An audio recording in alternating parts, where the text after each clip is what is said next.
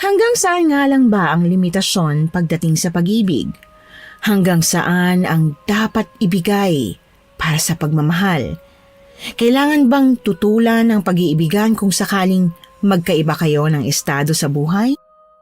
Si Ana, isang anak ng bantog na albularyo na piniling mamuhay ng normal sa Maynila. Ngunit kahit na pinili niya ang ibang landas, nakatagpo siya ng kakaibang pagmamahal kay Samuel. Sa kabila ng tunay na katauhan ng lalaking mahal niya, tinanggap niya ito ng buong puso. Ngunit paano kung malaman nilang magkaugnay pala talaga ang pamilya nila? At ang mas masaklap pa ay may nag-uugnay pala sa kanilang mabigat na nakaraan. Ito ang kwento ni Ana at kung paano niya natanggap ang isang masaklap na nakaraan para sa magandang kasalukuyan. Mahal, nakausap ko na pala ang mga magulang ko tungkol sa pagpapakasal nating dalawa. Hindi sila hadlang at saka handa silang pumunta sa bahay niyo para mamanhikan. Total, malapit lang naman yung baryo niyo sa baryo namin kaya payag na payag sila. Ay nako, salamat naman mahal. Kaya lang, hindi ko pa rin maiwasang mag-alala eh. Bakit ka naman nag-aalala, mahal? Tunay na nag-iibigan naman tayong dalawa at hindi naman nila tayo mapipigilan kung talagang gusto natin magpakasal, di ba? Yun nga, ayoko sanang pigilan nila tayo. Gusto ko sana maging maayos ang pagtanggap nila sa relasyon nating dalawa. Mahal, alam ko ang pinag-aalala mo talaga ay tungkol sa lahi namin at ang lahi nyo. Sinisiguro ko sa iyo na hindi naman talaga kami kumakain ng tao at naniniwala rin naman kayo sa mga mabubuting aswang, di ba? Oo nga, pero... Ay, basta mahal. Tatagalan lang natin ang pagmamahalan nating dalawa. Sigurado ako magiging maayos ang pag-iisang dibdib natin. Mag-4 na taon na tayo magkasintahan at wala na akong ibang babaeng gustong pakasalan kundi ikaw lang. Ay naku, ayan ka na naman sa pambobola mo eh. Ang mabuti pa. Eto. Tapos nang niluluto kong pansit na order ng customer, ibigay mo na kay Kaloy yan para maibigay na sa customer. Mahal na mahal kita, Ana. Huwag ka na mag-alala, okay? Magiging maayos ang lahat. Haka na, ibibigay ko na kay Kaloy. Imbis na sagutin, minabuti kong ngumiti na lamang bilang tugon sa kanya at saka inabot ang plato kung saan naroon ang pansit na order ng customer. Ewan ko ba, hindi ko maiwasang mag-alala tungkol sa nalalapit na kasal naming dalawa. Kahit alam ko kasing mabait sina lolo at lola, pati na rin ang mga magulang ni Samuel, hindi ko pa rin maiwasang mabagabag. Ang daming eksenang bigla na lang bumabagabag sa isip ko sa tuwing pipikit ako. Baka biglang ganito ang mangyari, baka biglang magkagulo at kung ano-ano pa. 5 taon na simula noong umalis ako sa probinsya namin at nakipagsapalaran sa Maynila. Hindi tumutol ang pamilya ko kahit na gusto kong mag-iba ng landas. Malayo sa pamilya naming puro albularyo at manggagamot. Pagdating ko rito sa Maynila, nagtrabaho ako sa isang restaurant kung saan ko nakilala si Samuel na ngayon nga ay pakakasalan ko na. Noong una, hindi talaga namin alam ang totoo naming mga pagkatao. Nagkaaminan lang noong nahuli ko siyang kumakain ng hilaw na manok. Bagay na pinagtalunan pa namin at muntik na magkahiwalayan pero dahil mahal namin ang isa't isa, tinanggap namin yon ng buong buo. Mahal, tumawag na ako kay Lola kanina at nagtanong siya sa akin kung kailan tayo mamamanhikan para naman makapaganda sila. Naku, excited na ako, mahal. Ano kaya kung gawin na natin kagad ngayong linggo? Pwede naman. Maluwag naman ang pamilya namin tuwing linggo pero mas maigi kung bandang hapon hanggang gabi kasi nagsisimba sila Lola tuwing umaga. O sige, mahal. Sasabihan ko sila tatay. Nakaayos na ba ang lahat ng mga gamit mo para sa pag-uwi natin sa probinsya bukas? Oo naman mahal. Noong isang gabi ko pa inayos kasi 3 araw lang ang leave na pinayagan tayo sa restaurant eh. Hindi pa tayo binigyan ng 1 linggo. Espesyal na araw pa naman to sa atin. Kaya nga mahal, pero ganun talaga. Negosyo kasi nila yun at empleyado nila tayo. Tsaka kawawa naman yung papalit sa atin habang wala tayo, diba? Sabagay, tama ka, mahal. Kuripot pa naman ang mga amo natin. O diba? Alam mo naman pala mahal eh. Nang sumunod na araw nga, sabay kaming umuwi sa probinsya namin. Pero nauna akong bumaba sa kanya sa bus dahil magkaiba na kami ng direksyon. Madalas naming gawin ito noon. Minsan, isinasama niya ako sa kanila at minsan naman, isinasama ko siya sa amin. Pagkarating ko sa bahay namin, agad kong tinext si Samuel para ipaalam na nakarating na ako. Pagkatapos ay saka pa lang ako kumatok sa bahay namin. Apo ko! Ana! Diyos ko, salamat at nakarating ka ng maayos. Namiss kita, Apo! Namiss ko rin po kayo, Lola. Si Lolo po nasaan? Ay, nasa bukid pa eh. Mamaya-maya pang balik niya. Mga bandang hapon siguro. Hindi mo pala kasamang nobyo mo. Akala ko kasama mo siya katulad nung nakaraan eh. Hindi po, Lola. Pupunta po siya rito kasamang pamilya niya sa linggo. Di po ba sinabi ko po sa inyo na mamamanhika na sila? Ay, oo nga pala. Ay, Apo ko, hindi pa rin ako makapaniwalang magpapakasal ka na. Parang nung nakaraan lang umiiyak ka pa sa akin dahil nawala ang mga magulang mo. Lola naman. Wag naman po tayo mag-iyakan dito.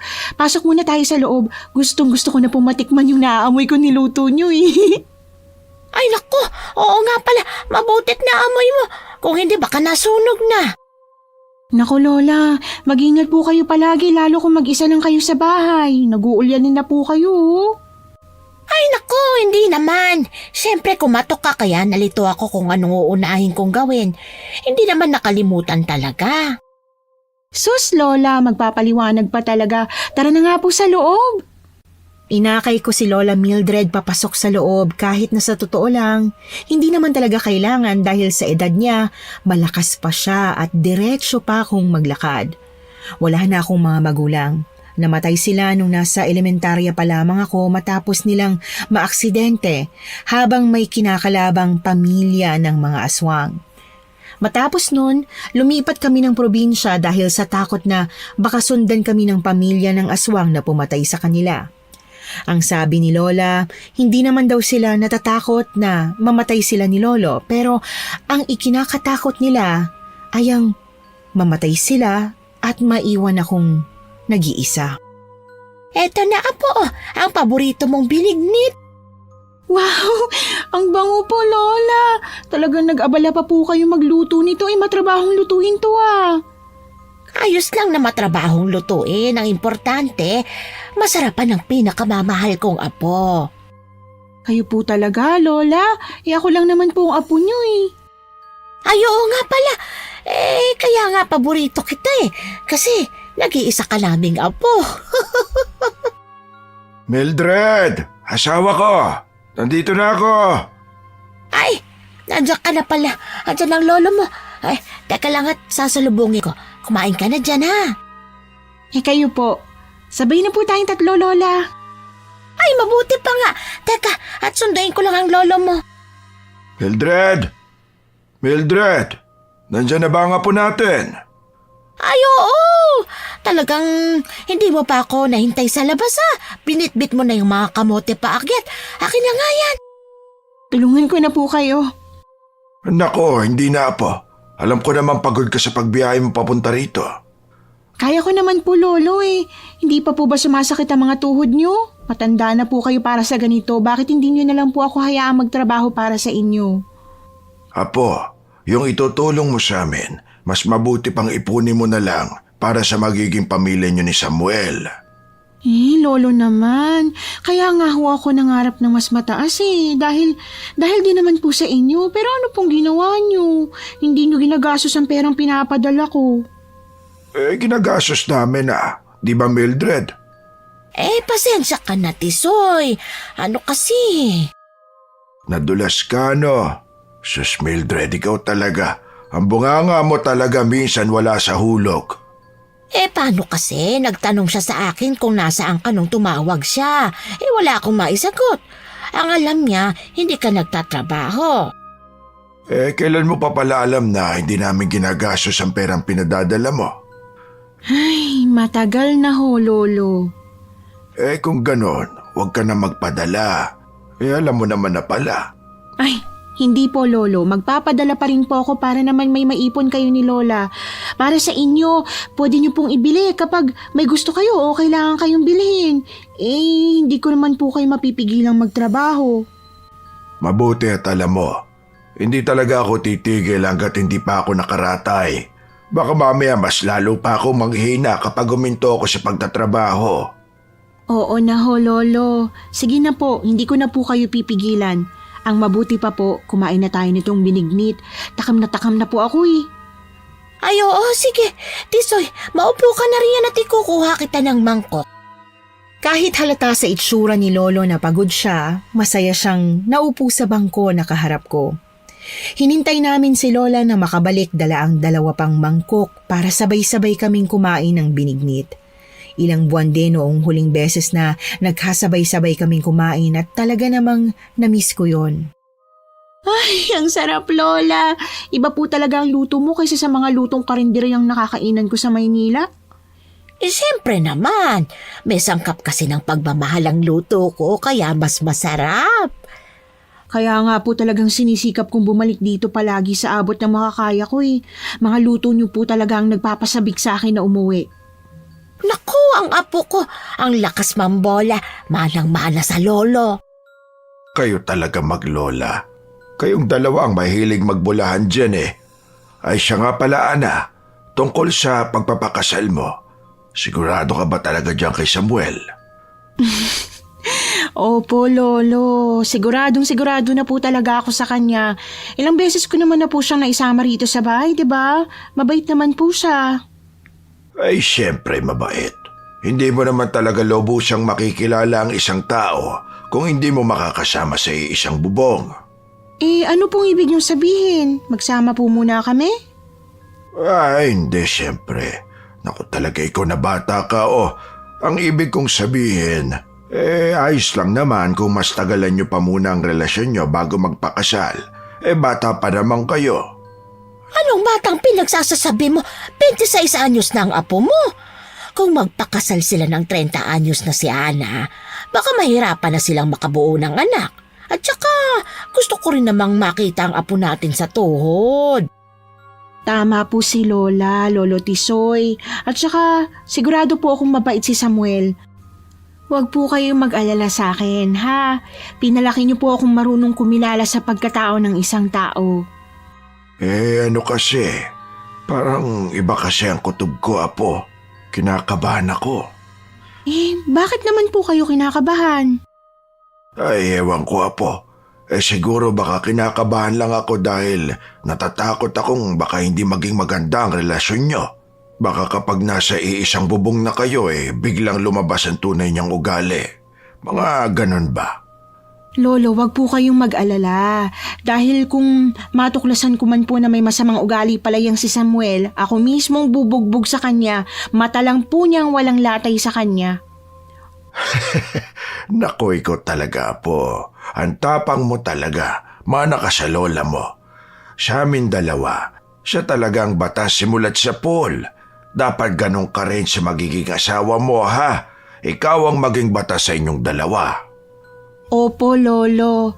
Pero kung halimbawa naman na siya ang tama, hindi naman siguro masamang sumunod sa kanya, no? Oo naman, apo. Naniniwala naman ako na alam mo ang tama at mali. Hindi po kayo nagkulang sa pagpapaalala sa akin. Ay nako, halika nga rito at yayakapin kita. Parang kailan lang buhat ka ng nanay mo. Sana masaya ang nanay at tatay mo ngayon sa langit. Masaya kang magpapakasal sa taong mahal mo. Hindi ba ako pwedeng sumali sa yakap ninyo? Halika, Lola! Group hug po tayo! Tuwang-tuwa silang niyakap ako sa pagitan nilang dalawa. Noong una ay tumatawa pa kami hanggang sa unti-unti nang bumibigat ang pakiramdam. Ang sabi nila may ganito raw talagang pakiramdam kapag ikakasal na. Parang masaya na malungkot at nakakaiyak. Inakala ko noon na hindi yun totoo pero ngayon, totoong-totoo pala. Hindi ko mapigilang mapahagulgol habang yakap ang 2 taong patuloy na nagpapalaki at sumusuporta sa akin. Magmula pa nung namatay ang mga magulang ko. Ang 2 taong pinakamamahal ko sa mundo. Matapos naming mag-iyakan, pinagpahinga na nila ako. Pero habang nasa kwarto ako, hindi ko magawang magpahinga. Naghalungkat ako ng mga gamit ko roon na ibinigay sa akin ni nanay noong bata pa ako. Hanggang sa may nakuha kong maliit na libro at kwintas na palagi kong suot noong bata pa ako. Lola, bakit po? Ay, naririnig ko kasi na parang may ginagawa ka riyan sa loob eh. Akala ko nagpapahinga ka na. Hindi po kasi ako makatulog eh. Kaya naisipan kong tingnan yung mga dati kong gamit. Gusto niyo po bang pumasok? Ay, sige. Papasok ako't makikiusyoso sa kung ano man ang ginagawa mo, ha? Kayo po talaga, Lola. Ano na bang nakita mo rito sa kwarto mo? Heto pong kwintas na suot ko palagi noon. Ito ba? Proteksyon mo ito mula sa mga hindi nakikitang nilalang. Yung nanay mo, isinote to sa'yo dahil palagi ka nalang nauusog. Ganun po ba? Yun pala ang silbi nito. Kaya pala ayaw talagang ipahubad sa akin to ni nanay noon, ano? Oo, dahil nga pareho silang mga albularyo, kinailangan kanilang proteksyonan mula sa mga kaaway nilang masasamang nilalang. Kaaway po? Ang mga nilalang ng dilim, kapag pinipigilan ng isang albularyo, madalas kumaganti sila ron sa pamilya ng albularyo imbis na sa albularyo mismo. May proteksyon kasi ang mga albularyo samantalang ang mga kapamilya nila mahina pa. Tulad mo, mahina ka pa noong bata ka kaya palagi kang nauusog at bigyan ng sakit ng mga nilalang ng dilim. Ganun po pala yun? Kung ganun, paano po sila napatay ng pamilya ng aswang na napatay nila? Dahil masyado silang marami. Hindi nila inasahan na marami pala Kaya nga, ang pagiging albularyo, hindi madaling trabaho. At kaya, hindi ka namin pinipilit ng lolo mo na manahin pa ang kakayahang ito. Dahil alam namin ang pwede maging kahinatnan. Kaya po hindi na rin po nanggagamot at lumalaban sa aswang si lolo? Oo, dahil mas importante ka para sa amin kaysa ang ibang tao na gagamutin namin. Bago na mayapa ang nanay mo, nangako kaming puprotektahan ka sa abot ng aming makakaya. Kaya hanggang ngayon, ganun pa rin ang proteksyong ibinibigay namin sa iyo. Hanggang sa huling hininga, ako pa rin talagang iniisip nila.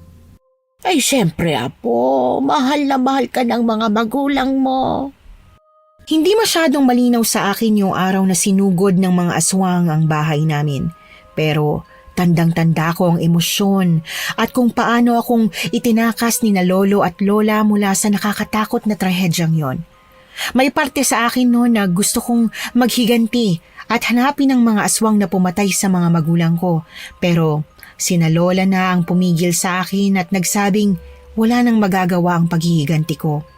Maipaghiganti ko man ng mga magulang kong namayapa na, hindi ko naman na maibabalik pa ang buhay nila. Dumaan ang sumunod na araw at tuluyang sumapit ang linggo. Nagsimba na muna kaming tatlo at pagka-uwi sa bahay, nagluto na kami ng ihahanda para sa pamamanhika ng pamilya ni Samuel. Nako, anong oras na ba't hindi pa luto itong kalderetang kambing? Ay Lola, hayaan niyo na po kung niluluto pa yan bago sila dumating. Wala pong problema. Ay naku, nakakahiya naman kung hindi pa ito luto pagdating nila. Huwag po kayong mahiya. Mabait ang mga magulang ni Samuel. Ay basta, gusto kong perpekto ang lahat para wala silang masabi. Paabot na nga ako ng keso dyan na po.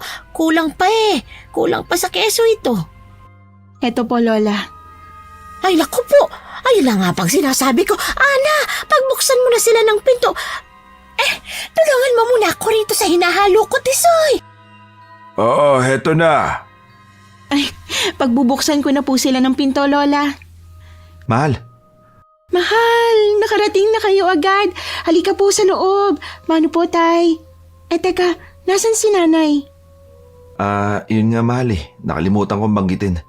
Sumama kasing pakiramdam niya kaya hindi siya makakapunta. Ay, ganun ba? Sayang naman. Mas maganda sana kung makakapunta siya. Ang dami pa namang niluto ni Lola na kalderetang kambing. May bawang ba ang kaldereta? Po? Bakit kaldereta ang niluto nyo? Samuel, hindi mo ba sinabi na may allergy tayo sa bawang? Ha? Naku tay, nawala po sa loob ko eh. Paano po yan? Ano pong kakainin nyo? Kakain kami, Ana. Huwag kang mag-alala. Pero may allergy po kayo sa... Kaya mo na iya, kakain kami ni Samuel. Malae! Ay, salamat at tumating na kayo. Ipinagluto ko kayo ng specialty ko na kalderetang kambing. Ay nako, salamat Onay. Dapat po hindi na kayo nagabalan ng gusto. Nga pala, may dala pala kami mga prutas. Ay, meron? Kung gano'n nasaan? Nasa labas ho eh. Papakayat ko kay Samuel mamaya. Ay, bakit? Gaano ba karami ang prutas? Sakto lang po. May iba pa ho kasi kami dala bukod sa prutas. Ay, ganun ba? Ang babait nyo naman. Maswerte ang apo kong magiging biyenang kanya. Maswerte rin po kami na nakatagpo ang anak ko ng mabuting batang kagaya ni Ana. Mano po, Lola? Ay, pagpalain ka, apo. Teka, ihahanda ko na yung hapunan natin, ha? Kinabahan ako nang maalala ko ang dahilan kung bakit hindi pala sila kakain ng pagkaing may bawang. Hindi alam ni na Lola na may lahing aswang si Samuel dahil natatakot akong baka tumanggi sila sa kasal sa oras na malaman nila. Mga aswang ang pumatay sa mga magulang ko at sigurado akong hanggang ngayon ay labis-labis pa rin ang galit nila sa mga aswang. Hindi ko naman intensyong itago. Bala ko namang sabihin sa oras na maikasal na kami ni Samuel. Eto na ang ulam. Wow, Lola, mukhang masarap po ah. Abay, syempre. Kapag ako ang nagluto, masarap talaga. Maraming salamat po sa masarap na hapunan. Mahal, Ayos lang kami ni tatay, huwag kang mag-alala. pero... May paraan naman kami. Ano pang hinihintay nyo? Magsikain na tayo. Kinakabahan ako para kina Samuel at Tatay Tunying habang kumakain kami. Tahimik silang sumusubo ng kanin na may ulam na parabang sarap na sarap talaga sila. Hindi mababakas ang kaba sa mukha nila, mas kabado pa nga ako kaysa sa kanila. Mabuti na lang at hindi nagkaproblema hanggang sa matapos kaming kumain. Ang sarap po ng kalderetang kambing nyo, Lola. Nabusog po ako ng gusto. Maraming salamat po. Lalo na sa pagtanggap nyo sa anak ko. Ay, walang anuman yun pala eh. Samuel, pwede bang iakyat mo na rito ang mga dala natin? Sige ho, tay. Tulungan na kita, mahal. Sigurado ka ba? Kaya ko naman na. Hindi, ayos lang. Kung ganun, tara na. Mahal, ayos ka lang ba? Ang dami mo nakain kalderetang kambing. Mahal, teka. Diyos ko, mahal. Anong nangyayari sa'yo? Hindi agad nakasagot si Samuel nang tanungin ko siya. Basta't panay lang ang pagsuka niya. Halatang nahihirapan siya at nasasaktan akong makita siyang ganon. Pulang-pula ang kanyang mukha, malayo sa ipinakita niyang reaksyon kina Lola. Mahal, ayos ka na ba? Gusto mo bang ikuha kita ng tubig? Ayos na ako, mahal. Naisuka ko na lahat ng nakain ko na may bawang. Huwag ka na kumuha ng tubig kasi baka makita ka ni Lola Mildred at magtaka siya. Siya nga pala ang tatay mo. Paano yan? Wala namang problema kay tatay dahil hindi naman siya aswang eh. Ha? Paano hindi siya aswang? Ang nanay ko ang aswang sa kanilang dalawa. Si tatay hindi. Bakit parang nag-alala siya nung nalaman niyang niluto ni Lola? Nag-aalala lang siya para sa akin dahil nga ganito ang mangyayari sa akin. Pero ayos naman na. Sanay na akong ganito ang ginagawa ko palagi. Lalo na dun sa Maynila. Hindi ko alam na nangyayari pala yan. Ang tagal nating magkarelasyon. Huwag na natin masyadong intindihin, mahal. Ang mabuti pa, kunin na natin ang mga dala namin ni tatay. Okay? Oo nga pala. Pero sigurado ka bang ayos ka na? Siguradong sigurado. Kahit na nag-aalala pa rin talaga ako, pilit akong ngumiti sa kanya. Sa tingin ko kasi, kung ngingiti ako, mababawasan ang alalahanin niya. Imbis na intindihin pa ang nangyari, minabuti naming tumungo sa sasakyan ng tatay niya at kinuha ang isang basket ng mga prutas at isang sako ng sibuyas. Hala mahal, ang dami namang sibuyas nito. Pananim kasi ni tatay yan eh. Hindi ba kayo malulugi kung ganito karaming dala niyong sibuyas para sa amin? Hindi naman. sobra-sobra na yan kaya walang problema. At ano to? 2 sakong bigas? Sobra na to, mahal. Hindi yan sobra para kay lola mo. Halika na. Itong isang basket lang ng prutas ang pwede mong bitbitin dahil mabigat tong isang sako eh. Kaya mo ba, mahal? Tutulungan naman ako ni tatay pagkapasok ko nito. Binigyan niya lang ako ng oras para maisuwa ko yung kinain ko. Ay, nakakaawa ka naman, mahal. Mas mabuti kung kumain ka ng prutas man lang. Mamaya pagpasok natin. Huwag ka na masyado maglala sa akin, okay? Binitbit nga namin papasok ang mga prutas pati na rin ang isang sakong sibuyas. Pagkatapos ay tinulungan siya ni Tatay Tunying na buhatin ang mga sako ng bigas tulad ng binanggit ni Samuel. Halata ang tuwa sa mukha ni Lola Mildred dahil sa mga regalong natanggap nila. Naku, maraming salamat sa inyo ha. Hindi na namin iisipin pa ang bigas sa loob ng ilang buwan. Napakaswerte ng apo ko sa biyenan at magiging asawa niya. Hindi ba asawa ko? Ay, swerte nga. Huwag po kayo mag-alala, Lola. Dahil aalagaan ko po si Ana sa abot ng makakaya ko. Ibibigay ko po sa kanya ang lahat at hindi po kayo magsisisi na hinayaan niyo po akong pakasalan ng apo niyo. Ngayon pa lang sigurado na ako, Samuel. Siya nga pala. Kailan gaganapin ang kasal? Nanay, ayos lang ho ba kung sumunod po tayo sa tradisyon namin? Ay, depende kung anong tradisyon niyo. Tradisyon po namin sa lugar ng lalaki kinakasal at sa araw kung saan bilog ang buwan. Ano ibig mong sabihin? Gabi? Opo, pero yun naman po ay sa inyo lang naman kung gusto nyo lang ho. Kung hindi, rerespetuhin po natin yung desisyon nyo. Apo, ayos lang ba ang ikasal ng gabi?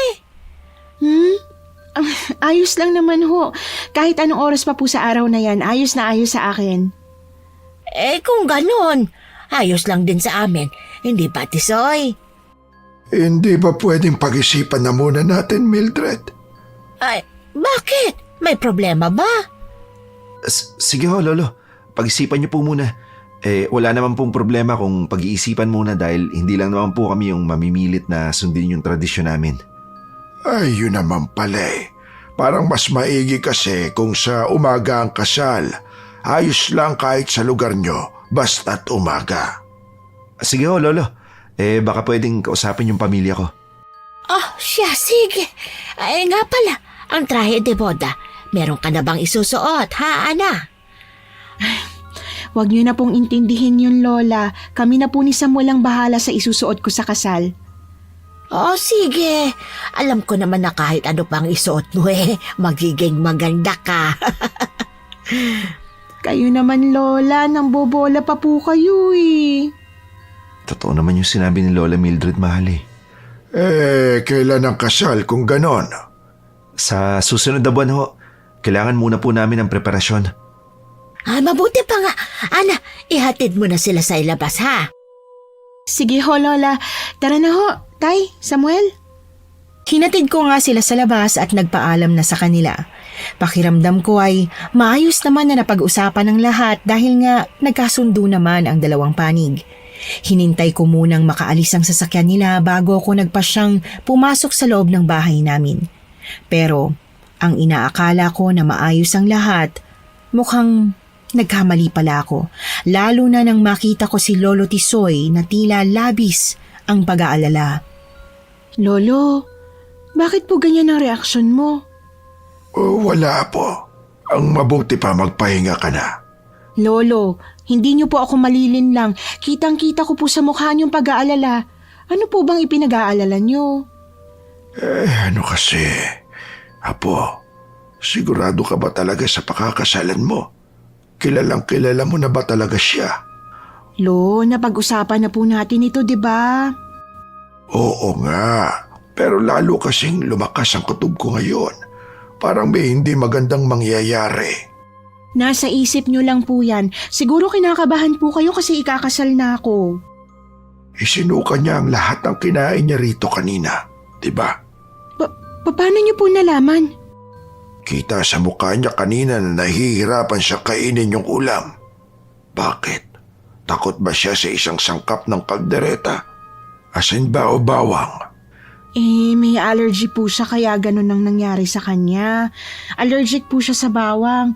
Pero dahil ayaw niya pong masaktan kayo, kung hindi niya kakainin ang pagkaing hinanda niyo, kinain pa rin niya. Sana inamin niya na lang kung allergic siya doon. Hindi yung kakainin niya nga pero isusuka rin naman. At saka, sa tanang buhay ko, siya lang ata ang narinig kong tao na may allergy sa bawang bukod sa mga aswang. Lolo, Umamin ka na, Ana. May hindi ka pa ba sinasabi sa amin ng lola mo? sinasabi ko naman po sa inyo ang lahat Magtiwala naman po kayo sa akin, Lolo. Abay, ewan ko, Ana. Parang sa pagkakataong ito, hindi ko kayang magtiwala. Lolo, wag naman po kayong ganyan, Lo. Apo, hayaan mo na muna ang lolo mo. Ako nang kakausap sa kanya mamaya. Pero Lola, ayoko po may samaan kami ng loob ngayong bukas na bukas din babalik na ako sa Maynila. Huwag kang mag-alala, Apo. Ako ang bahala. Hindi ka uuwi bukas na masama ang loob niya. Hindi talaga ako mapalagay sa isipin na hindi magiging maayos ang lahat sa pagitan namin ni Lolo Tisoy. Ang totoo niyan, naaakit na akong sabihin sa kanya ang totoo tungkol sa pagkatao nila Samuel, pero sa kabilang banda, ang reaksyon pa lang niya ngayon ang nagpapatunay na hindi siya magiging sang-ayon kung malalaman niya. Konting tiis pa. Pagkatapos ng kasal, siguradong sasabihin ko na agad sa kanila. Hindi ako makatulog ng maayos dahil sa labis na pag-aalala. At mukhang ganoon din ang lolo ko dahil habang nag-aalmusal kami, halata sa mukha niya ang pagkapuyat. Lolo, babalik na po ako sa Maynila. Baka naman po pwede magkaayos na po tayo. Ayos naman tayo. Yung tungkol po sa nangyari kagabi. Nakapag-isip-isip na ako, Apo. Sa tingin ko, kung ano man ang desisyon mo, pagkakatiwalaan ko na lang. Ako ang nagpalaki sa iyo at alam kong hindi ka basta-bastang nagdidesisyon ng isang bagay kung alam mong hindi ka sigurado. Kung si Samuel talaga ang gusto mong pakasalan, rerespetuhin ko yun, Apo. Maraming salamat po sa suporta, Lolo. Pangako ko po sa inyo, hindi niyo po pagsisisihan na sinuportahan niyo po kami ni Samuel. O siya, mag-ingat ka sa Maynila, ha?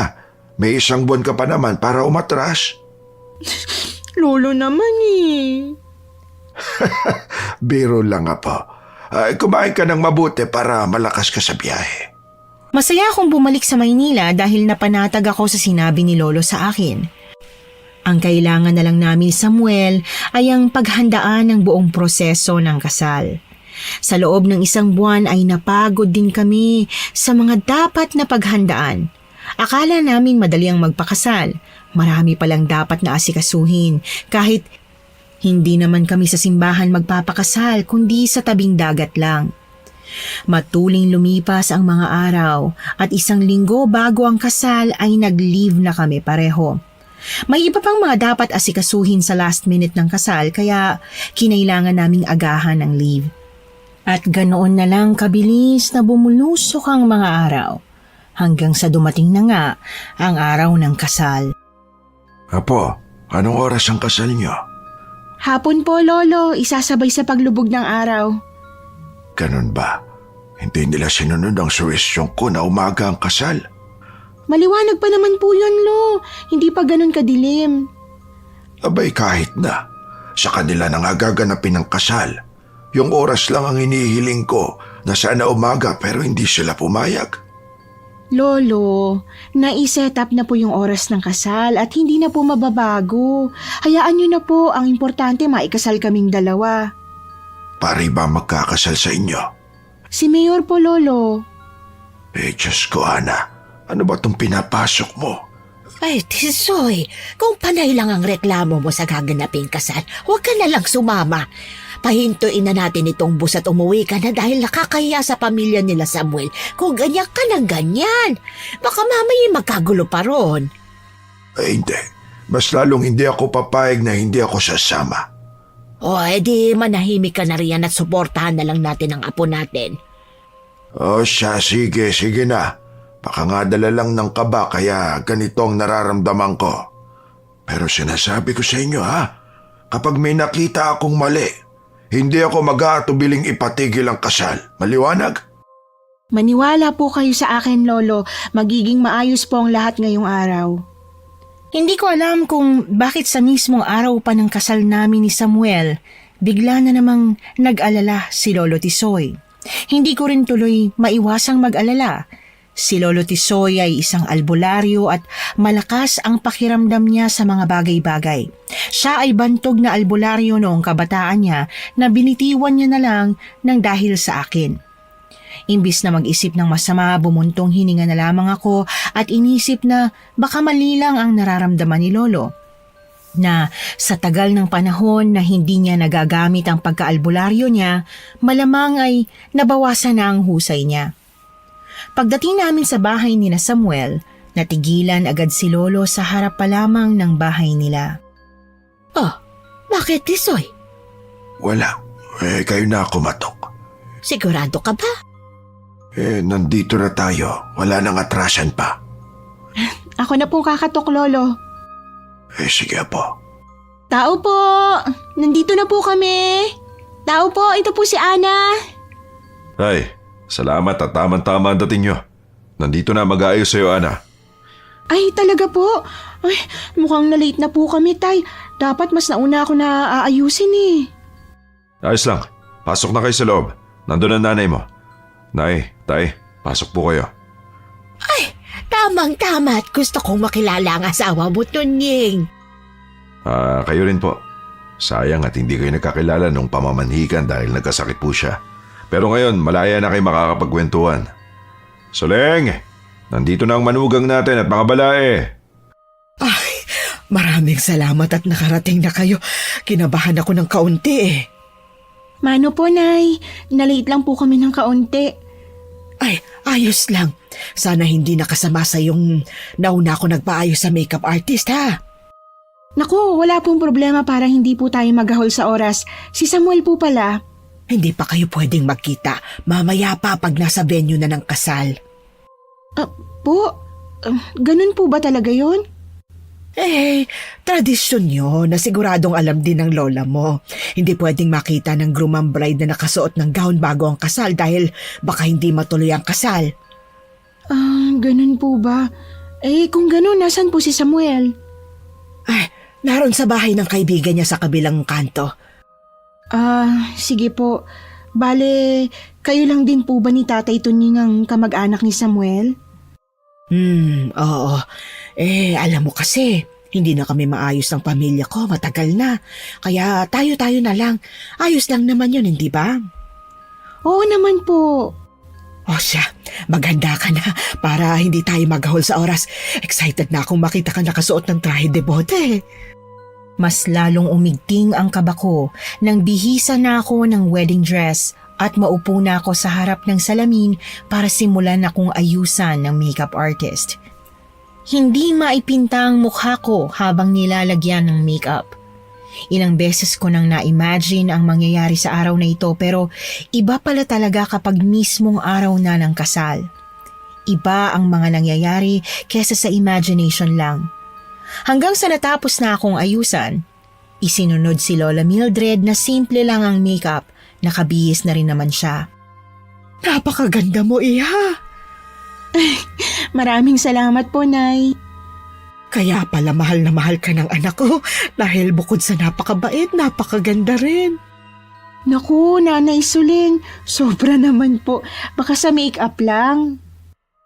Hindi maganda ka na talaga ng walang makeup at mas lalo pang gumanda. Huwag na muna kayo magdramahan dyan. Mamaya na lang pagkatapos ng kasal. Kailangan na naming maunang umalis, sana ha? Sumunod na lang kayo nila lolo at lola mo dahil nahuhuli talaga ang bride. Alam ko naman po yun, Tatay. O siya, may pinagkatiwalaan naman kaming magsasara nitong bahay kaya sumunod kayo pagkatapos naming umalis ng ilang minuto. Sige ho, Tay. Tara na, Soleng. Naghihintay na raw si Samuel sa labas. Napakagatlabi ako nang marinig ang pangalan ni Samuel. Humuhugot na lang ako ng malalim na buntong hininga para mabawasan ang kabang nararamdaman ko. Nagdadasal din ako na sana'y maging maayos ang lahat. Hanggang sa tuluyan na ngang nakaalis ang mga magulang ni Samuel. Apo ko, Ana, Bakit po, Lolo? hindi normal na tao ang nanay ni Samuel. Po? Ano pong ibig niyo sabihin? Kanina ko pa gustong sabihin to sa'yo pero maaari pang umatras na tayo rito. Hindi siya ordinaryong tao. May kakaiba sa mga mata niya. Tisoy, ano ka ba naman? Magsisimula na ang kasal. Eto na nga bang sinasabi ko dapat hindi ka na lang sumama. Mildred, hindi pa ako nagkamali sa tanang buhay ko. Alam ko kung may tinatago ang isang tao o wala. Lolo naman, sisirain niyo po ba ang araw ng kasal ko? Hindi naman sa ganun na po. Sinasabi ko lang sa iyo ang totoo. May oras pa tayo para umalis. Huwag na tayong tumuloy sa dagat. Hindi po, Lo. Tutuloy po ako.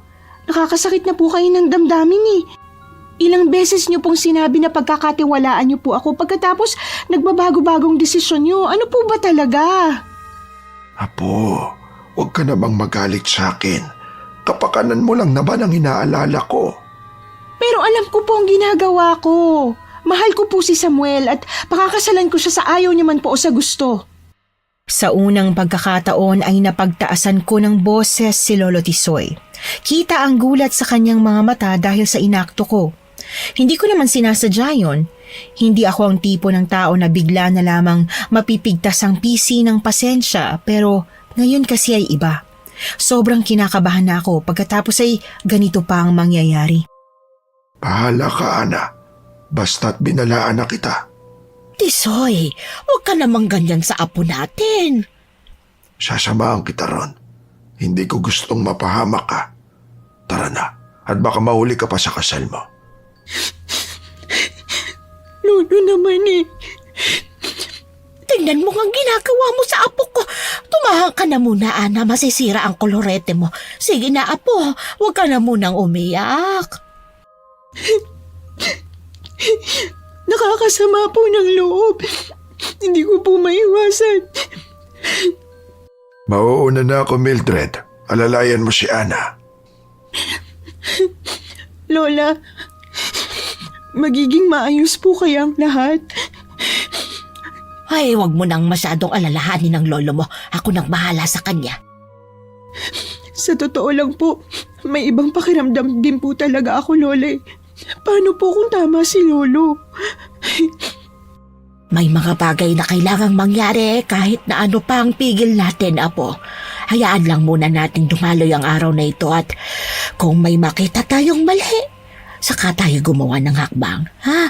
Pero sa ngayon, kalimutan mo na muna ang lolo mo at i-enjoy mo ang araw na ito. Sumakay lang kami sa tricycle papunta sa dagat na ilang minuto lang naman ang layo mula sa bahay ni Samuel. Ang tricycle na sinasakyan ko ay inarkilahan namin kaya may bulaklak yun sa unahan. Hindi naman kasi namin afford ang bridal car, ito lang ang kaya namin. Tulala ako sa buong biyahe dahil patuloy pa rin akong nag-aalala sa mga sinabi ni Lolo. Hanggang sa makarating kami sa venue ng kasal. Kung hindi pa ako kinalabit ni Lola Mildred, hindi ko pa mapapansin na nakarating na pala kami. Naroon na ang lahat, ang mga magulang ni Samuel, ang ilang kaibigan niya at ang lolo at lola ko. Napakasimple ng kasal namin sa tabing dagat kasabay ng papalubog na araw. Lahat ng pangamba ko ay napalitan ng saya dahil malayo sa sinabi ni Lolo Tisoy, naging maayos ang kasal namin. Mahal, paano ba yan? Tuluyan ka ng naging Mrs. De Castro. Ano pa nga ba? Yun naman talaga ang plano sa araw na to. Ang maging kaapelido mo. Ang sarap sa pakiramdam, no? Naging maayos ang araw na to. Kala ko kasi may mangyayaring hindi maganda eh. Ha? Paano mo naman nasabi yan? Ewan ko. Siguro masyado lang akong kabado.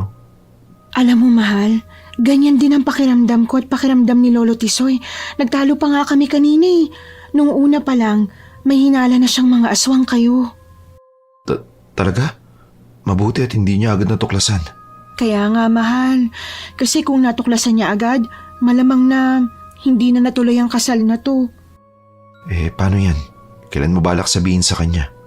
Hahanap lang ako ng tsempo. Hindi kasi pwedeng... Ano yun? Diyos ko, mahal! Ano yun? Bakit tumakbo yung driver? Teka lang, mahal ha. Diyan ka lang sa loob. Bababa ako. Mahal! Baka kung ano na yun. Ako nang bahala. Diyan ka lang. Huwag kang titingin sa labas. Pero bakit? Basta mahal, huwag kang aalis dyan sa loob. Maliwanag? Mag-iingat ka, ha? Parang sasabog ang dibdib ko habang naghihintay ako sa loob ng tricycle. Natatakot ako sa posibleng dahilan kung bakit ginawa yon ng driver. Ilang minuto rin akong tulala lang habang paulit-ulit na pinupunas ang namamawis kong palad sa palda ng suot kong wedding dress. Hanggang sa narinig kong sumigaw si Samuel. Matagal na kaming umiwalay sa inyo. Bakit kailangan nyo pang manggulo? Hindi naman ako manggugulo. Gusto ko lang namang makilala ang napangasawa mo. Bakit kailangan mo pang malaman? May nabalitaan kasi kami, Samuel. Tao raw ang napangasawa mo. Kalahating tao ako. Ang tatay ko, isang tao. Kaya bakit parang kinikusto nyo ngayon na tao yung napangasawa ko? Oo, tao siya. Pero hindi ordinaryong tao. Anong sinasabi mo? Hindi mo pa lubusang kilala ang taong pinakasalan mo, di ba? Kilala ko siya. 4 na taon kami magkasintahan bago kami nagpakasal. At saka, wala na kayong pakialam sa kung sino yung pinakasalan ko. Hindi mo alam na anak siya ng isang bantog na albularyo? Alam ko may lahi siyang albularyo. Kaya umuwi ka na sa inyo. Hindi lang basta albularyo ang mga magulang niya. Sila ang mga albularyong sumira sa baryo natin. Ano? Hindi ito alam ni Tia Soleng. Ano kaya kapag nalaman niya? Hindi ko alam sinasabi mo. Ang alam ko lang mahal ko siya. Pagmamahal ang sisira sa'yo, Samuel. Hiwalayan mo na siya. Nagpantig ang tenga ko nang marinig ko yon. Kaya naman, dali-dali akong bumaba ng tricycle para hanapin sana kung sino man ang kausap ni Samuel. Ngunit, laking gulat ko nang makita ang itsura nito. Ang lalaki ay may kulay itim na balat at puting buhok. Agad akong napaatras ngunit huli na nang magtama ang mata naming dalawa. Isang nakakakilabot na ngiti ang gumuhit sa labi nito habang nakatitig ang namumulang mga mata nito sa akin. Kamukhang kamukha siya ng nanay niya, Samuel. Umalis ka na, Goming. Sana inimbitahan niyo kami sa kasalang ito. Malugod sana naming tatanggapin ang imbitasyon niyo. Wala sa plano ang imbitahan kayo. Umalis ka na, Goming. Alis! Aalis ako pero posibleng sa mga oras na to ay alam na ng nanay mo ang tunay nilang pagkatao. Wala akong alam sa kung ano man ang pinag-uusapan nilang dalawa. Pero natatakot ako na baka ito na yung ikinatatakot ni Lolo Tisoy. Nang tuluyang umalis ang aswang, nanlumo ako at bumagsak sa lupa. Kaagad namang tumakbo patungo sa direksyon ko si Samuel at saka yumakap sa akin. Mahal. Kung ano man ang mga sinabi niya, huwag mo masyadong intindihin, okay? Sina Lolo, kailangan na natin bumalik sa bahay niyo. Mahal, naniniwala ka ba sa kanya? Ramdam ko may mangyayaring masama. Pakiusap, bumalik na tayo ngayon din. Sige, mahal. Sumakay ka na sa tricycle at ako na lang ang magmamaneho. Halos lumipad na kami sa bilis ng pagpapatakbo ni Samuel ng tricycle. Habang ako ay tuloy-tuloy lang na kinakabahan. Kung ano-anong espekulasyon ang pumapasok sa isip ko, may binanggit yung kausap ni Samuel na kapag nalaman ito ni Nanay Soleng, siguradong hindi magiging magandang resulta. At totoo nga yun, dahil pagdating namin sa bahay nila, nabigla kami ng sira ang mga nakaayos na setup sa reception. Naabutan ko si Lolo Tisoy na nakaupo sa pinakadulong upuan habang inaalo siya ni Lola Mildred na panay ang iyak. Lola, Lolo, ano po nangyari? Tama ang pakiramdam ko, Ana. Mga aswang nga ang pamilya nila, Samuel. Samuel, lumayo ka sa apo ko. Lolo, maniwala po kayo sa akin. Hindi po kami masamang uri ng aswang. Hindi po kami kumakain ng tao. Hindi mo ko maloloko. Pinatay ng pamilya niyo ang mga magulang ni Ana. Pagkatapos sasabihin mong hindi kayo masamang aswang. Ano pong sinasabi niyo? Bakit hindi ang nanay mo ang tanungin mo? Lolo, totoo po bang sinasabi niyo? Totoo ang sinasabi ko. Lo, baka nagkakamali lang po kayo. Samuel, hayaan mo na sila. Paalisin mo ng pamilyang albularyong yan. Pero Nay, Ang mga magulang ni Ana na yan ang pumatay sa tatay ko. pinatay ng anak ko ang tatay mo dahil pumapatay siya ng tao at kinakain. Sumira kayo ng buong isang baryo at ginawang pagkain ng mga taong naninirahan sa baryong inangkin nyo. Nanay, totoo po ba yun? Pagkatapos iligtas ng mga magulang ni Ana ang mga taong binihag nyo, pinatay nyo sila. Nawalan ng mga magulang si Ana nang dahil sa mga hayok sa laman ng pamilya nyo. Lolo! Halika na, Ana. Umuwi na tayo. Hindi. Mahal, mag-asawa na tayo. Hindi pwedeng ganito. Pero kayong dahilan kung bakit nawalang mga magulang ko. Mahal, Nang dahil sa inyo, naulila ako sa murang edad. Paalisin mo na sila, Samuel. halika na, Ana. Kapag nagtagal pa tayo rito, pwedeng bumalik na ang mga gabunan, bilugang buwan, at sa mga oras na to, malakas sila. Hindi po kayo alis dito ngayong gabi. Kapag umalis kayo, pwede makasalubong niyo si Gomeng. Pwede magdala pa siya ng mga aswang na pwedeng pumatay sa kanila. Wala na akong tiwala sa'yo. Niloko mo ang apo ko. Hindi niya alam na aswang ka. Lolo, alam ko po. Alam mo? Opo, alam ko po at hindi ko po sinabi sa inyo dahil natatakot ako na baka pigilan niyo po ang kasal namin. Diyos ko, Ana. Alam mo nga aswang ang pamilyang pakakasalan mo. Pagkatapos tinuloy mo pa rin. Lolo, hindi ko naman po alam na sila pala yung pamilyang pumatay sa mga magulang ko eh. Halika na, umuwi na tayo. Hindi po pwede.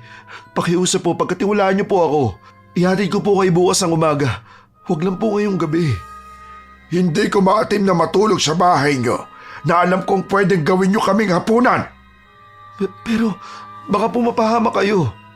Tama na, Samuel. Paalisin mo na kami.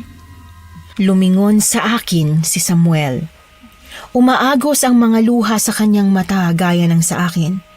Napakasakit panoorin ang pagluha niya. Hindi ko gustong makitang nasasaktan ang taong mahal ko.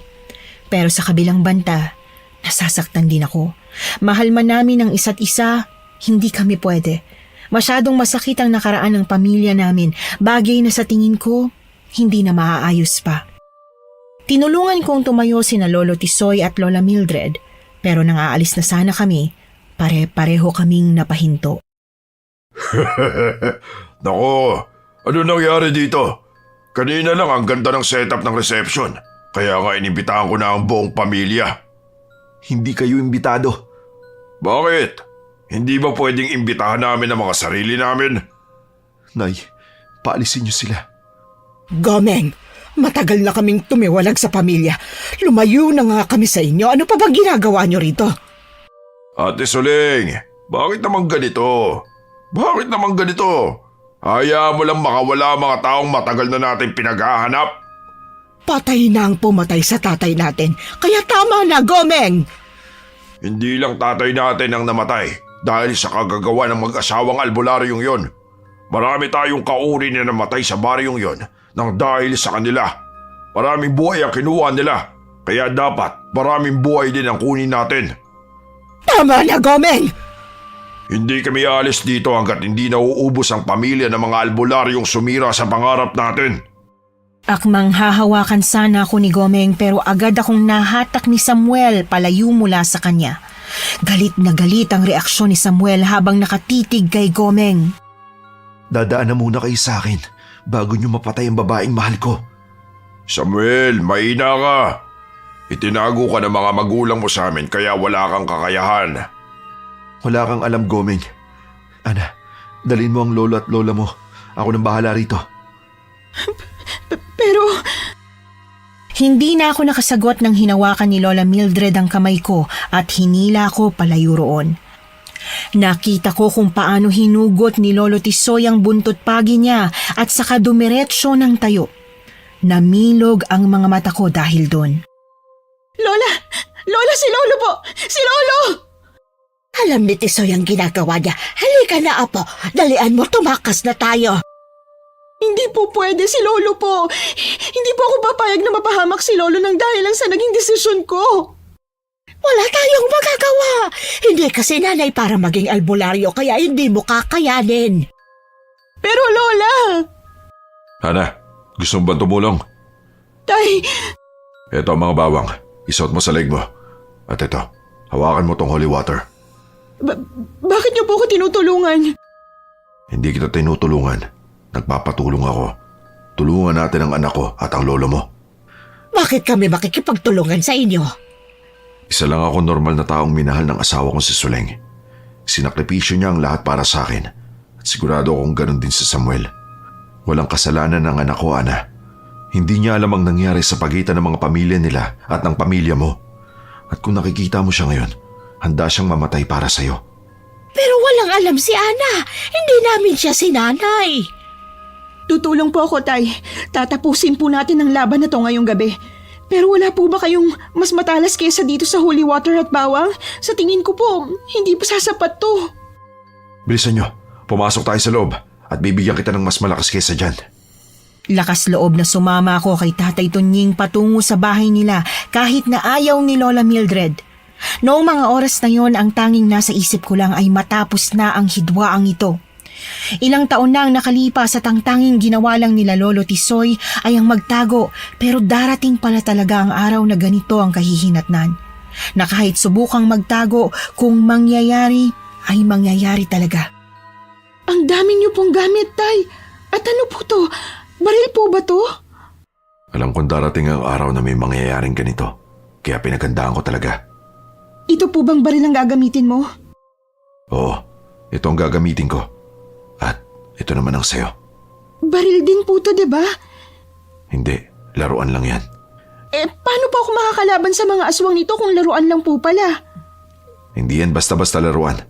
Pwede mo yung lagyan ng bala. Ang ibabala mo dyan ay ang mga bawang. Kaya bago ka lumabas, himayin mo muna yung bawang. Ako, anong pwede kong magamit? Lola, dito na lang po muna kayo. Ang asawa ko doon, gusto ko rin siyang tulungan. Lola, mas mabuti pa pong dito na lang po kayo. Hindi pa rin ligtas kahit nandito sa loob ng bahay. Ana, tumabi ka at babariling ko siya! Agad akong tumabi ng ikasa ni Tatay Tunying ang baril, saka yun pinaputok sa aswang. Biglang naging abo ang aswang na ikinagulat ko. Hindi ko inaasahan na gano'n ang mangyayari. Nagiging abo po sila? Oo, madaling patay ng mga ordinaryong aswang. Pero ang mga malalakas na uri gaya nila Samuel ay hindi. Paano ko po malalaman kung ordinaryong aswang lang? Kapag anyong aso lang iya. Mauna na ako sa labas. Gamitin mo ang bawang at holy water. Sige ho, pero paano po si Lola? Lola, ano pong desisyon niyo? Pahiramin mo ako ng itak. Pwede lang pangdepensa yun para sa akin. O siya, sige. Ito po. Mag-iingat tayong lahat, ha? Ang importante, masurvive natin ang gabing to. Salamat po, Tatay Tunying. Gusto ko lang malaman mo, Ana, na kahit kaninong dugo ka pa nang galing, boto ko sa'yo para sa anak ko. Pagkatapos ito, mag-usap-usap tayo ng maayos bilang pamilya. Pinanghawakan ko ang sinabi ni Tatay Tunying. Pagkatapos noon ay lumabas na siya at sumugod sa mga aswang na ngayon ay nakapaligid na sa bahay nila. Humugot na muna ako ng malalim na hininga at saka nagdasal na kakayanin naming patayin ang mga aswang bago ko tuluyang magpasyang lumabas. Lola Mildred, sasama po ba kayo sa labas? Sa tingin ko hindi na. Hindi na kaya ng mga tuhod kong tumakbo. Dito na lang ako. Mas mapoprotektahan kong sarili ko dito sa loob. Sigurado po ba kayo? Oo, mag-iingat ka, Apo. Kayo rin po, Lola. Tuluyan na nga akong lumabas ng bahay at nakita kung gaano kagrabe ang labanan. Si Samuel na nakikipaglaban kay Gomeng, si Lolo Tisoy na kinakalaban ng ilang mga maliliit na aswang, ganoon din si Tatay Tunying at si Nanay Soleng na ang kalaban ay mga aswang na kauri nila. Nanginginig na pinanood ko sila. Takot akong sumali at baka hindi ko kayanin. Pero nagulat ako nang may isang aswang ang bigla na lamang dumakma sa akin. Agad akong natumba sa lupa habang pilit akong sinusubukang saktan ng aswang. Nataranta ako. Akala ko kapag may hawak na akong sandata magagawa ko ng lumaban pero hindi pala. Kailangan palang may lakas din ng loob. Layuan mo ako! Layuan mo ako! Ana! Bakit ka lumabas ng bahay? Hindi ko sinagot si Samuel. Buong lakas kong itinulak ang aswang na dumamba sa akin kahit na nasugatan ako ng pangil nito. Nang susugurin niya akong muli, humugot ako ng isang bawang sa kwintas na suot ko saka yun ipinasak sa bibig niya. Ana, bumalik ka sa loob! Hindi ako babalik sa loob hanggat hindi ko nasisigurong tapos ng labang to. Buong determinasyon kong pinunit ang palda ng suot kong wedding dress. Saka ko yun hinagi sa mukha ng aswang na muntik na naman akong dakmain. Pagkatapos noon ay lakas loob na akong lumaban. Isinantabi ko ang takot at kaba. Iniisip kong laban ito na dapat ipanalo ko kundi ay mamamatay ako. Nilagyan ko ng bawang ang laroang baril na ibinigay sa akin ni Tatay Tunying at sakto namang pagkalagay ko ay may biglang lumapit na aswang. Binaril ko yun at tumama sa noo niya na mabilis ikinamatay ng aswang. Wow! Hindi pala to basta-basta. Apo, anong ginagawa mo? Tinutulungan ko ho kayo. Huwag niyo na po akong pansinin at baka... Aray ko! Lolo! Yan ang nga ho bang sinasabi ko eh. Tumakbo ako patungo kay Lolo na ngayon ay hirap na hirap bumangon dahil nasugatan ng aswang ang kanyang balikat. Agad kong binaril ng bawang ang aswang. Kaya imbis na kay Lolo ang focus nito, ay lumingon ito sa akin. Hala, hindi gumana. Gagana lang yan kapag sa ulo mo pinunterya ang aswang, Apo. Patay! Mabilis na sumugod sa akin ang aswang pero bago pa ito makarating, dinagit na siya ni Samuel at inihagis papalayo. Doon ko lang nakita ang anyo ni Samuel kapag aswang siya. Nakakakilabot. Mahal, umalis ka na rito. Tumakas ka na. Hindi ako aalis. Lalaban din ako. Walang nagawa si Samuel dahil sa katigasan ng ulo ko. Tinulungan ko si Lolo Tisoy na bumangon at naglakad kami palayo sa labanan ng mga aswang. Pumasok na po kayo sa loob ng bahay. Ako na pong bahala. Pero Apo, hindi ako papasok sa bahay ng mga aswang. Maniwala man po kayo o hindi, kakampi natin sila ngayon. Pero paano ka? Kaya mo bang lumaban? Kaya ko po, Lolo. Doon na po kayo sa bahay nila at protektahan niyo po si Lola. Nagawa naming lampasan ng mga aswang na sumusugod sa amin hanggang sa makarating na nga si Lolo sa bahay nila Samuel. Pagkatapos noon ay tumulong ako sa pakikipaglaban. Hindi ko alam kung gaano katagal bago namin napabagsak ang lahat ng mga aswang. Napakahirap dahil napakarami nila. Inakala kong hindi namin makakaya hanggang sa tuluyan naming naubos ang mga mahihinang nilalang. Sumuko ang ilang kamag-anak nila Samuel at ang natira na lamang ay si Gomeng. Sumuko na silang lahat. Sumuko ka na rin, Gomeng. Walang mapapala ang paghihigante. Hindi na natin may babalik pa ang buhay ng mga namatay na. Talaga ba, Suling? Hayaan mo lang na ang napangasawa ng anak mo ay ang anak mismo ng albularyong pumatay sa tatay natin. Hindi ko gusto, Gomeng. Dahil hanggang ngayon, masakit pa rin sa akin ang nangyari kay tatay. Kung ganun, bakit mo to ginagawa? Dahil sa sulsol ng magaling mong asawa? Kung ako lang ang masusunod, hindi ko gusto. Nang malaman kong totoo, gusto ko nang bawiin ang kasal pero hindi lang akong masasaktan kundi pati ang anak ko. Walang kinalaman si Samuel at Ana sa nangyari noon. Pero paano kung mangyari ulit? Paano kung patay naman yung anak ng albularyo ang anak mo?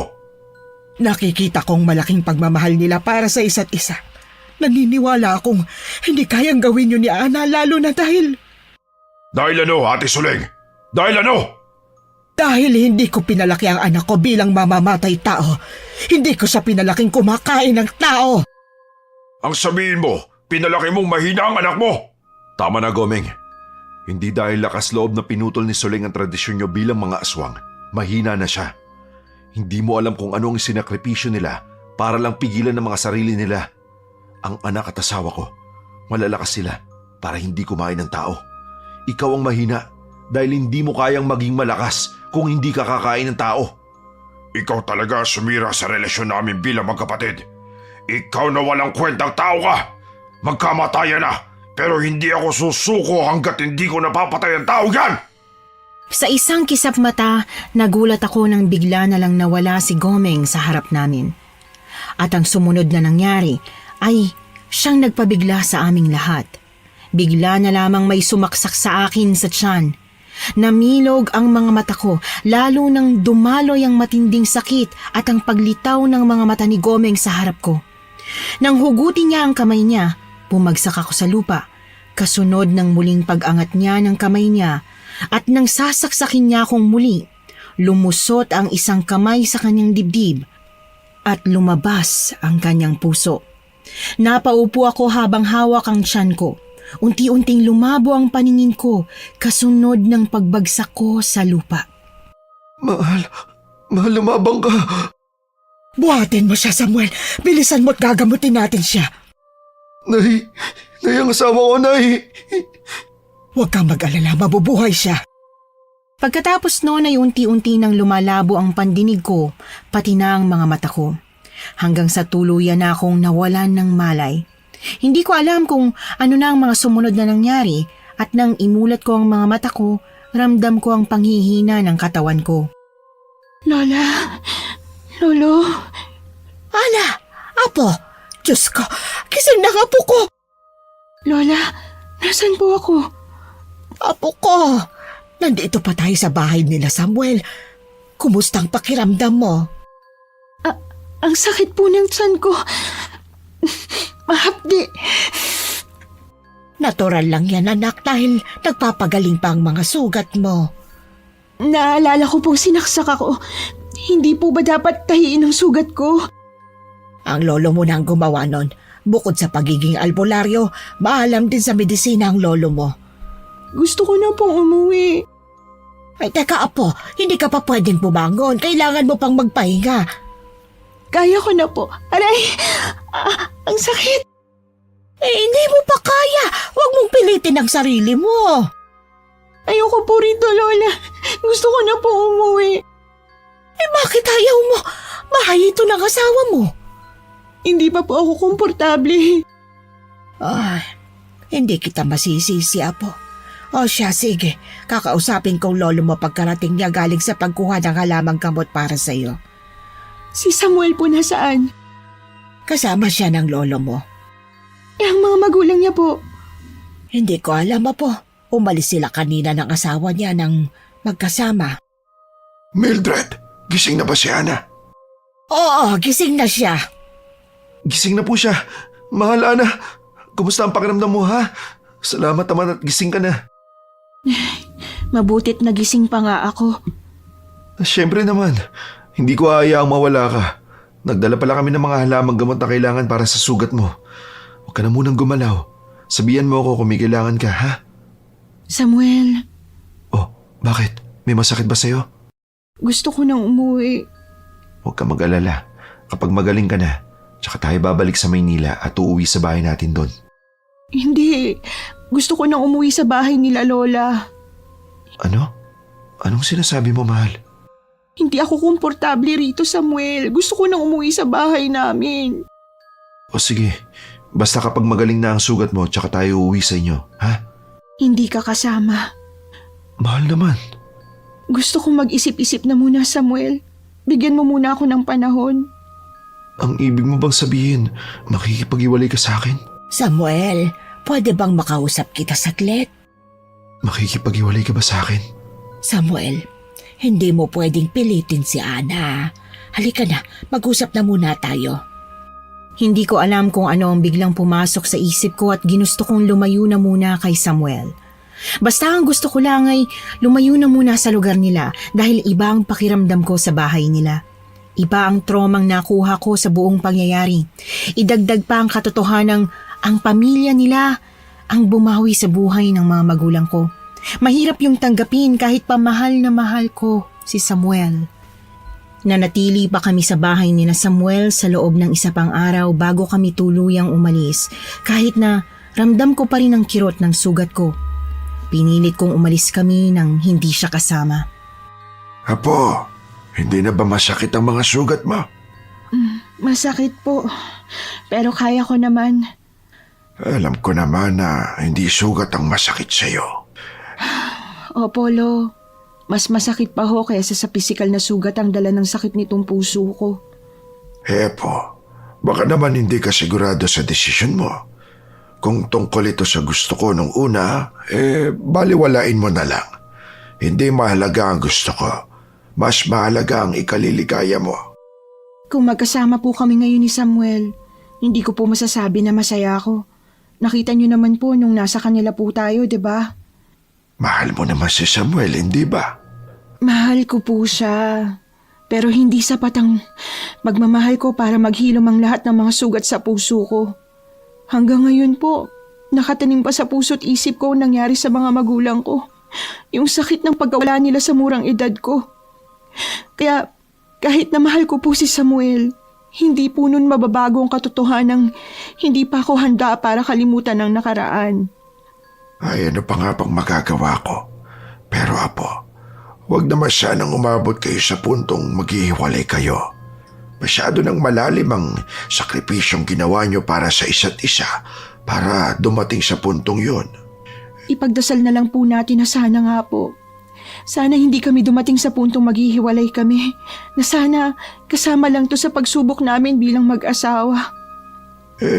Kung gano'n na po, may balak ka nga ako sakali. Kung sakali po na hindi ko na kayang pagalingin ang puso ko mula sa nakaraan, ang ibig sabihin hindi po kami para sa isa't isa. Habang nasa biyahe pa uwi sa bahay namin, nakatulala lang ako sa jeep. Nakatingin sa kawalan. Halata ang kalungkutan sa mukha ni Lolo Tisoy nang dahil sa sagot ko. Alam kong para sa kanila, nakakalito ang desisyon ko. Kasi kung kailan sumang-ayon na silang lahat na hindi na kami pakikialaman ni Nanay Suleng at Lolo Tisoy, saka naman ako biglang umayaw. Saka ako naman napagdesisyon ng lumayo. Yun ay dahil pakiramdam ko kapag kasama ko si Samuel, naalala ko ang araw na nasawi ang mga magulang ko. Sa tuwing nakikita ko siya, paulit-ulit ang eksenang nag-aaway sila Lolo Tisoy at Nanay Suleng dahil sa ugnayan at nakaraan ng pamilya namin. Hindi lang yon, dahil maging ang nangyari nung gabi ng kasal namin, pilit pa rin sumisiksik sa utak ko. Kaya naisip ko, paano ako mabubuhay na kasama si Samuel kung ganoon ang araw-araw na maiisip ko sa tuwing kasama ko siya? Ilang buwan ang lumipas at tuluyan na akong nanatili sa bahay ni na Lolo at Lola. Hindi na ako bumalik pa sa Maynila at hindi ko rin sigurado kung bumalik na doon si Samuel. Apo, sigurado ka ba rito sa gusto mong matutunan? Siguradong sigurado po ako, Lolo. Kilala niyo naman po ako eh. Kapag may gusto akong isang bagay, gagawin ko talaga. Ay nako, kanyang-ganyan ang nanay mo nung bago ko siya turuan. Sobrang determinado. Kanino pa po ba ako magmamana, di ba? Manang-mana ka sa nanay mo. Kaya alam mo, hindi rin ako ganong nangulila sa nanay mo dahil sa iyo eh. Ha? Bakit naman po, Lo? Kasi, bukod sa magkapareho kayo ng ugali, magkamukha rin kayo. Para lang naming inulit ang pagpapalaki namin sa kanya. Pero imposibleng hindi po kayo nangungulila sa kanya. Siyempre naman, nabawasan lang ng dahil sa iyo pero nandun pa rin ang pangungulila. Dugo at lamang ko siya. Pero alam mo ba, Apo, nang dahil sa nangyari, pakiramdam namin ng lola mo, nagkaroon kami ng pangalawang pagkakataon para magpalaki ng isang bata sa tamang paraan. Sa ano pong ibig niyong sabihin?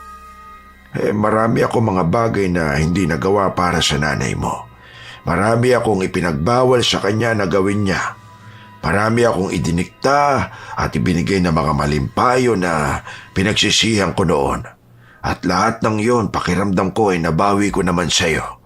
Nakita mo naman, lumaki kang masayahing bata at ginagawa mga gusto mo. Lolo naman, nagpapaiyak naman po kayo eh. Ay, hindi kita pinapaiyak, no? Sige na ho, Lolo. Turuan niyo po ako na maging isang albularyo. Eto nga, tuturuan na kita.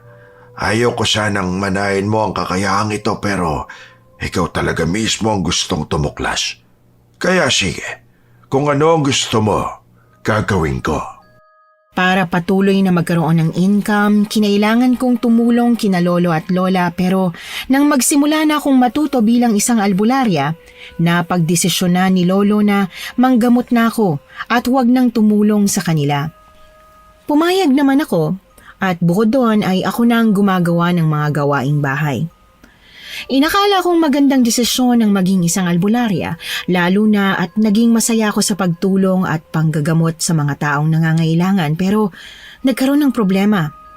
Dahil isang gabi, hindi namin inakalang may bisitang dadalaw sa nananahimik naming buhay. Ala! Diyos ko po! Ana, gumising ka! Lola, bakit po? Bumangon ka dali. May mga aswang sa paligid ng bahay natin. Po? Dalian mo nga po. Bumangon ka na dyan at tulungan natin ang lolo mong protektahan ang bahay natin. Teka lang po, ang lakas naman ng loob nilang sugurin ang bahay ng mga albularyo. Dali-dali akong bumangon mula sa kinahihigaan ko pero bago pa man ako makalabas ng kwarto, nagulat kami ni Lola nang biglang mawasak ang bintana at lumusot doon ang isang aswang. Mahaba ang matulis niyang dila habang ang kanyang balat ay itim na tila basa. Ang kanyang mga mata ay pulang-pula habang titig na titig sa akin. At ang amoy niya, nakakasulasok sa sobrang baho. Diyos ko po. Lola, lumabas na po kayo at sabihan si Lolo na nakapasok ng aswang. Pero po, paano ka? Ako na po bahala, lumabas na po kayo. Agad-agad namang tumakbo si Lola palabas ng kwarto ko habang ako ay mabilis na iniwasan ng mahabang dila ng aswang na muntik nang tumama sa akin. Nagkaroon ako ng pagkakataon na madampot ang bangko na malapit sa lamesa at mabilis na hinampas yun sa aswang. Tumalsik siya. Pero mabilis din itong nakabangon kaya naman tumakbo ako at tumungo sa gilid ng bintana. Ang lakas ng loob niyong sugurin ng bahay ng albularyo. Talagang lalaban ka pa, ha? Hetong sayo! Agad na abot ng kamay ko ang buntot pagi na nakasabit sa gilid ng bintana, saka yun hinampas sa kanya. Napahiyaw siya sa sakit kasunod ng pagkakalapnos ng balat na natamaan ko ng buntot pagi. Pero mukhang hindi siya susuko dahil muli niyang inilabas ang dila niya at akmang susugatan ako. Pero hinampas ko ulit yun ng buntot pagi na naging dahilan para mahiwa yon at bumagsak sa sahig. Ano ka ngayon? Ano pang ipanlalaban mo sa akin, ha? Wala ka ng dila! Galit na sumugo dito sa akin pero nagawa kong ipulupot ang buntot pagi sa leeg niya. Agad na umusok ang leeg ng aswang hanggang sa unti-unti itong nasunog at tuluyang naging abo. Pero maya-maya pa, may isa na namang aswang ang sumugod. Sunod-sunod sila at tila hindi nauubos. Diyos ko, ano bang nangyayari? Sinugod nila ang bahay niyo nang malaman nilang may albularyo dito. At anak pa ng dating bantog na albularyong muntik umubos sa lahi nila. Samuel, anong ginagawa mo rito? Saka ako na ipapaliwanag. Kailangan na muna natin tapusin ang mga to. Mahal, sa likod mo! Kinailangan kong alisin ang pagkagulat ko sa biglaan niyang paglitaw dahil kailangan kong labanan ng mga aswang sa paligid. Nang dahil kasama ko si Samuel, mas napabilis at natulungan din namin sina Lolo at Lola. Hanggang sa tuluyang natapos ang kalbaryo at napatay namin ang mga aswang. At nang natapos na, binigyan kami ni na Lolo at Lola ng space para sa isa't isa, kung saan ginisa ko si Samuel ng mga tanong. Anong ginagawa mo rito? Mahal, Gabing-gabi na. Paano nandito ka pa? Siguro kasabot mo yung mga aswang na yun, ano? mahal, ano ka ba naman? Hindi ko kasabot ang mga yun. Kung ganon, bakit ka nandito? At sa saktong oras pa kung kailan dumating yung mga aswang? Hindi ako nakarating dito sa saktong oras na dumating ang mga aswang. Nagkataon lang na gusto sana kitang dalawin habang Ano? Totoo niyan. Hamanap ako ng mauupahan dito sa baryong to. Malapit sa bahay niyo simula pa nung nakaraang linggo. Bakit mo naman ginawa yun? Nalaman ko kasi na pinagkalat ng pamilya ni nanay yung tungkol sa iyo at sa iba pang lahi ng mga aswang na nakalaban ng mga magulang mo. At gusto nilang gumanti, kaya kinailangan kitang bantayan. Kung ganon, Paano mo ako dinadalaw sa pagtulog ko? Kumakatok ako rito at pinapapasok ako nila Lola. Nandito ka habang tulog ako? Oo, pero saglit lang naman. Gusto lang kita makita. Ay nako, sila Lola talaga. Gusto ko lang sanang malaman mo na Malaman ng alin? kung mahal mo pa rin ba ako. Ang tagal na rin kasi ng 2 buwan na hindi ka tumatawag o sumasagot sa mga tawag at text ko. Bakit? Napapagod ka na ba? Namimiss na kita. Sana maging maayos na tayong dalawa. Sa loob ng 2 buwan na nagkaroon kami ng space ni Samuel, unti-unting nawala ang lahat ng sama ng loob ko sa mga nangyari sa nakaraan. Unti-unti kong tinanggap na tapos na ang mga nangyari at si Samuel ay walang kasalanan sa pagkamatay ng mga magulang ko. Bagamat alam ko naman yon simula pa lang, mas naging tanggap ko pa noong nagkalayo kaming dalawa. Noong gabing yon, tuluyan kong napatawad si Samuel. Pero kinabukasan, minabuti naming lumipat na sa Maynila para iwasan ang masasamang loob. Medyo nalungkot ako dahil nga kailangan kong tapusin kaagad ang pagiging albularya ko. Pero ang inakala kong pagtatapos noon ay hindi pa pala dahil pagdating sa Maynila, may mangilan-ngilan pa ring nangangailangan ng kagaya ko. Sa ngayon ay masaya kaming namumuhay ng normal at malayo sa nangyari sa amin noon. Hi! Ito po ang inyong lingkod, si Miss Anne. Nagustuhan niyo po ba ang kwento natin ngayong araw? Kung bago pa lang kayo dito sa aming channel, wag nang magpatumpik-tumpik pa at mag-subscribe na. I-click na rin ang notification bell para updated kayo sa tuwing may bagong kwento kaming ilalabas. Sa mga tagapakinig naman na gustong magbahagi rin ng sarili niyong kwentong katatakutan, mag-email lang sa missanhorrorstories@gmail.com. Dire-diretso lang yon. One word, missanhorrorstories@gmail.com. At malay nyo, yung kwento naman ninyo ang sunod naming ma-feature dito. Maraming salamat din po sa lahat ng comments nyo. Sadyang nakakataba ng puso ang hindi pagbitiw ng mga nagmamahal sa ating listeners. Gagawin namin ang lahat para maging sulit ang pag-aabang nyo sa mga kwento naming ilalabas. Hanggang dito na lang po muna at magandang gabi sa ating lahat.